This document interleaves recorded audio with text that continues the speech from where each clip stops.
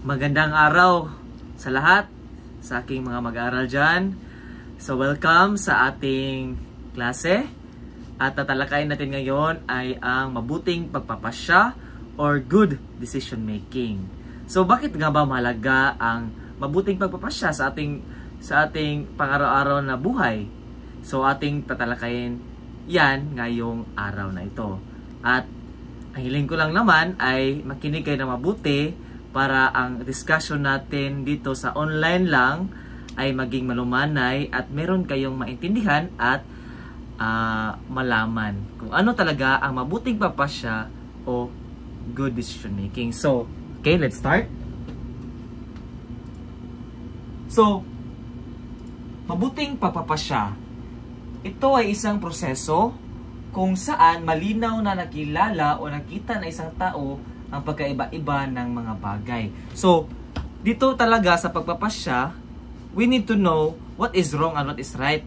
And this is our foundation nga dapat natin malaman ang proseso at dapat natin makilala at nakikita natin kung ano ba ang tama o mali or ang pagkaiba-iba ng mga bagay para ang ating pagpapasya ay patungo talaga sa mabuting paraan o mabuting daan.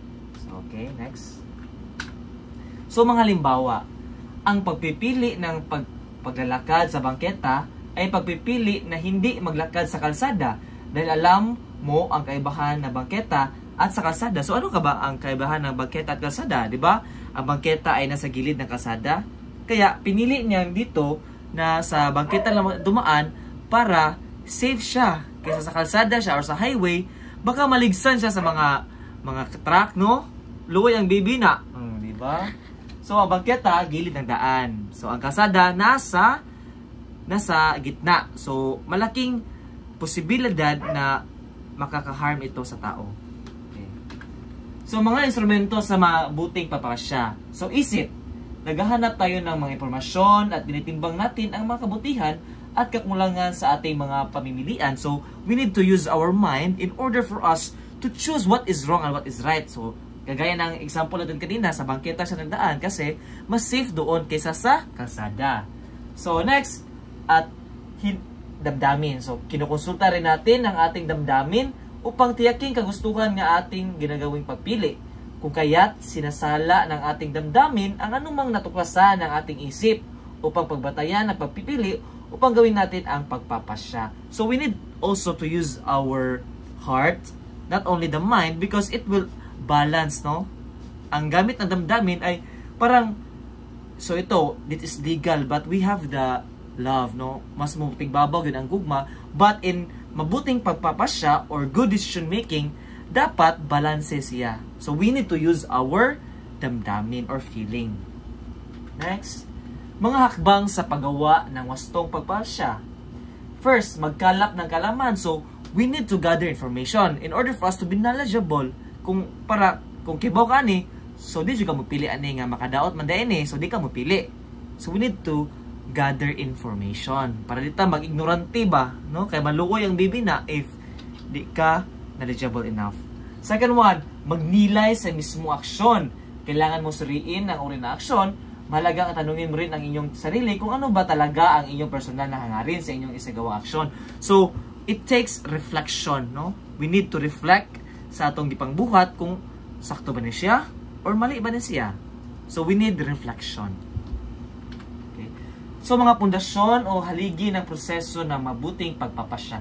First is pagpapahalaga. So ayon kay Max Keller, pagpapahalaga ay obheto ng ating intensyonal na damdamin. So pagpapahalaga ay nabibigay ng kabuluhan sa ating mga desisyon na gagawin. So we need to have this importance, this sense of importance in order for us to know asa dapit ta padulong. Okay? Okay, if we have this sense of importance, so most probably dito juta sa mabuti or good. So mga hakbang sa paggawa ng wastong pagpasya. Hingin ang gabay ng Diyos sa isagawang pagpapasya. So we need to ask God, before we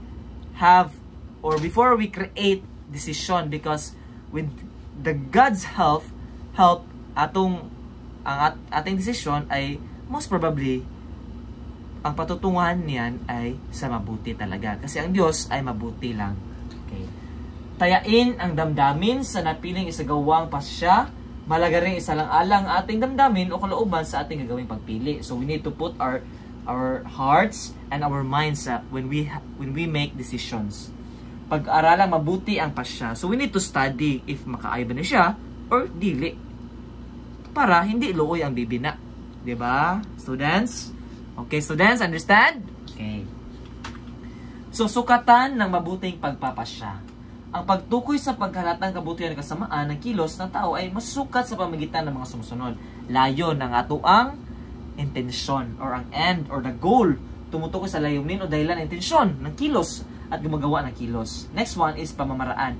Means, ay mismong kilos o gawa, the process itself.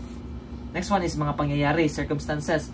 Konsiderasyon sa oras, lugar, paraan, at tutungan sa tanong na kailan, saan, paano, o gaano. So, magmatter din ang pangyayari or circumstances if nakabuhat ba tangani or nakagawa ba tangani nga mga actions. So, the circumstances also matter. So, good idea, good action, good result. So, ano ang ibig sabihin nito? So if we have good idea and we have good action, the result will also be good because the process on doing such thing is good itself, 'di ba? So good idea, good action, good result. So personal na pahayag ng misyon sa buhay at personal mission statement.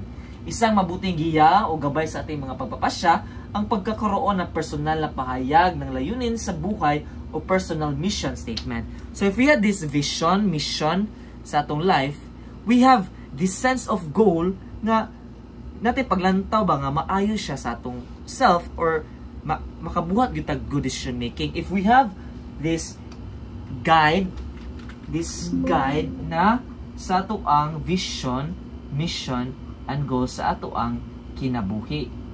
So next is the last one. Ang personal pahayag ng misyon sa buhay. Next one is, ang pahayag ng layunin sa buhay ay mahintulad sa isang personal na pansariling motto o credo na nagpapahayag kung ano ang kabuluhan ng inyong buhay. Para itong balangkas ng inyong buhay, iba't iba ang paraan ng pagpahayag ng misyon, statement o layunin sa buhay. So we have different goals in life. We have different views. We have different goal. But if we have this sense nga mabuti ang ating pananaw sa ating buhay, sa ating life, we have also this sense of good decision making.